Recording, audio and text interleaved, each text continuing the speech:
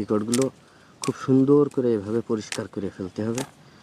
এই শিকড় পরিষ্কার করার পরে আমাদের যে স্যালো মেশিনের গর্ত আছে, ওই গর্তে পানি দেওয়া আছে, পরিষ্কার পানি দেওয়া আছে টিউবওয়েলের মোটরের নল দিয়ে। সেই পানিতে এই ওল নিয়ে গিয়ে ধরতে হবে।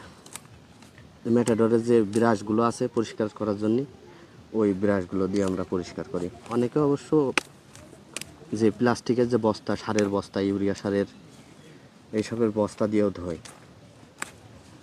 ধোয়ার পরে ভোরবেলা আমরা আড়তে নিয়ে যাই। বর্তমান দাম আছে মোটামুটি, আলহামদুলিল্লাহ ভালোই। তবে কিছুদিন আগে বাজার বেশি ভালো যাচ্ছিল।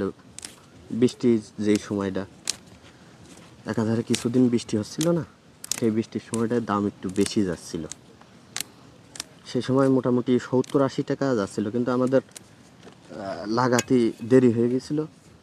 আমরা কৃষকরা সাধারণত বলে থাকি নাবি হয়ে যাওয়া যেটা, আগড়ি আর নাবি, যে আমাদের লাগানোর সময় আসলে নাবি হয়ে গেছিলো, যার কারণে আমাদের ওল যে তুলার উপযোগী হতে বা পরিপক্ক হতে একটু দেরি হয়েছে।